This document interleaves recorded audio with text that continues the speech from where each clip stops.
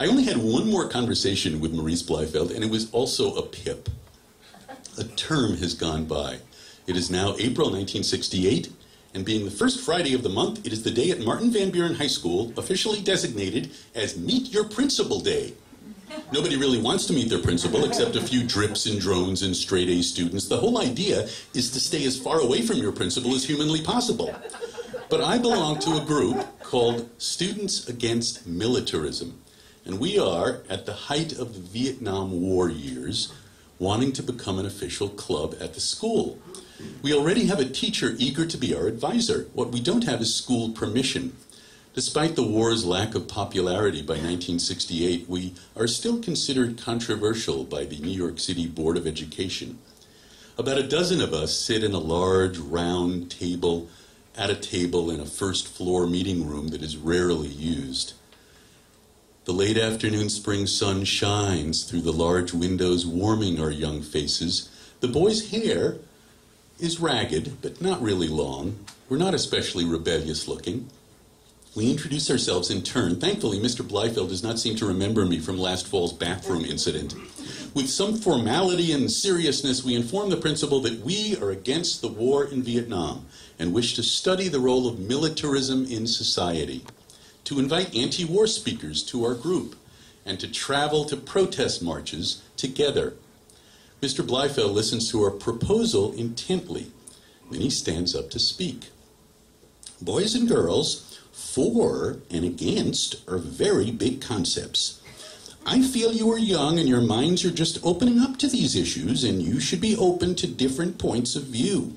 So, instead of a club called Students Against Militarism, I think it would be a far better idea to start a club called the Great Issues Club. And each meeting, you can hear a speaker from one side or the other of an important issue of the day. For instance, anti-war one week, pro-war the next. A Great Issues Club. Open yourself up. It's a larger idea. We look at each other. For a short while, we are silent, perplexed. And then, suddenly I find myself standing up. Let us imagine another scenario, I say.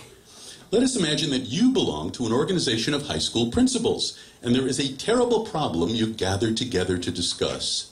More and more kids are dropping out of high school at age 16, and there is certain knowledge that because of these dropouts, there is an increase in teenage heroin addiction and crime. The two have been indisputably linked. Dropouts equals crime and heroin.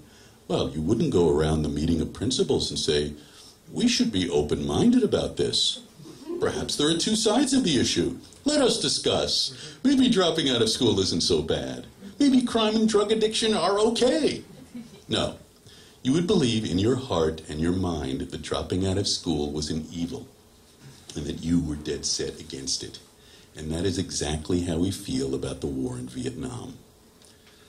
I feel suddenly tense and fearful. What has possessed me to spout this wild, elaborate analogy, this insulting analogy, a crazy thought that had sprung from my lips mere second after cognition? I sit down clumsily, almost fall into my chair, and as one we all look at our principal, Maurice J. Bleifeld. I did not know until that moment the true meaning of the phrase hemmed and hawed.